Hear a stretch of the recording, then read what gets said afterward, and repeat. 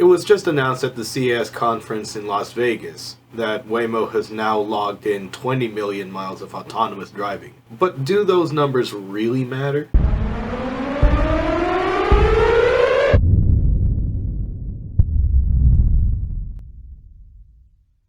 So I have a couple of articles that I'm going to reference. I'm going to read one. It's fairly short. Now, I know it sounds like I've always been an advocate of driverless vehicles. However, the truth is, I'm just trying to explore different things that can impact people's lives, especially if you're in the gig economy, working rideshare for Uber, Lyft. It doesn't really matter, because I think it's important to focus on the tech that's coming down the pipeline. I'm going to read this article really quick from Fortune. It's pretty informative.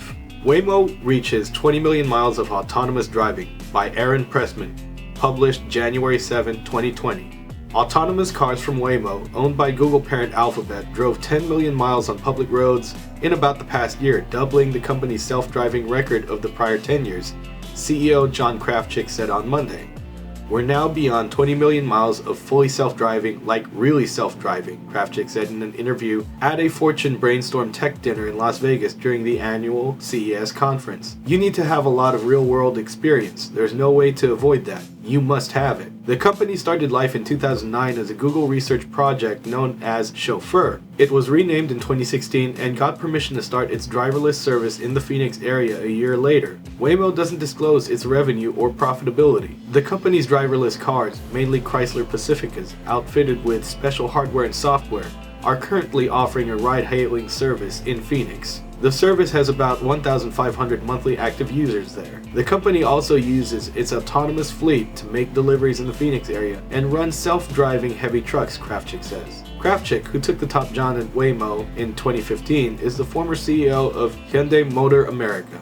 He also headed the online car pricing startup TrueCar. Asked when the Waymo services might expand beyond Phoenix, the CEO offered few specifics. We're considering moving that to other cities, he said.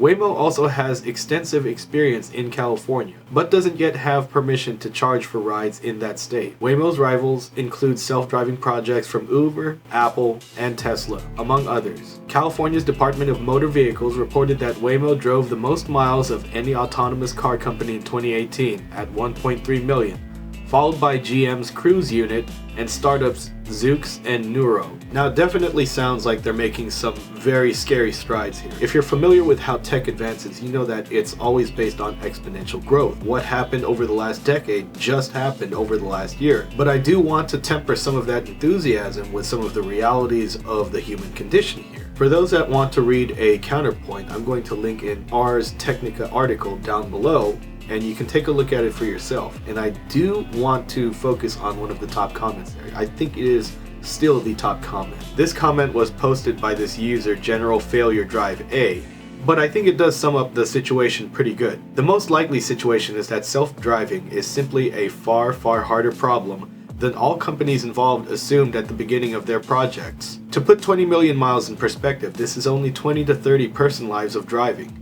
If one drives an average of 10,000 miles per year from age 16 to age 86, this is 700,000 miles in a lifetime, and many people drive far more miles. They have accomplished perhaps a trucker or two worth of driving. All the paths attempted, camera, LiDAR, radar, etc., have returned the same results. This is a harder problem that takes longer to solve than any of us had predicted.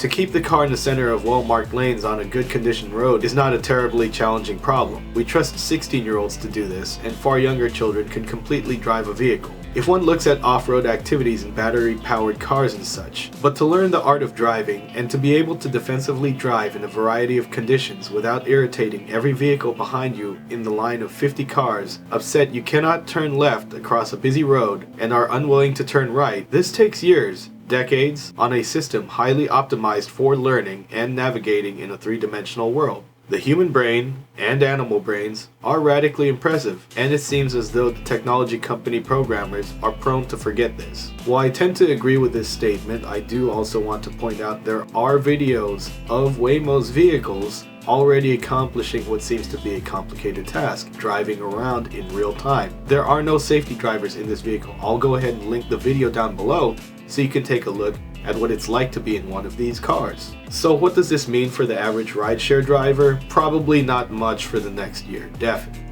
I think it's going to be a while before people trust these things on the road to fully replace people en masse. However, we have to keep looking at the future. These things are already here. It's only a matter of time before the tech is perfected and laws come in. When people can start making money off these types of programs, you can count on them starting to eliminate the most costly parts of running a company, the human element. Please look through these articles, look at these articles, listen to what people have to say, take a look at the video, come to your own conclusions, but definitely have a backup plan. Stay safe out there, be good, do well, let's go make some money.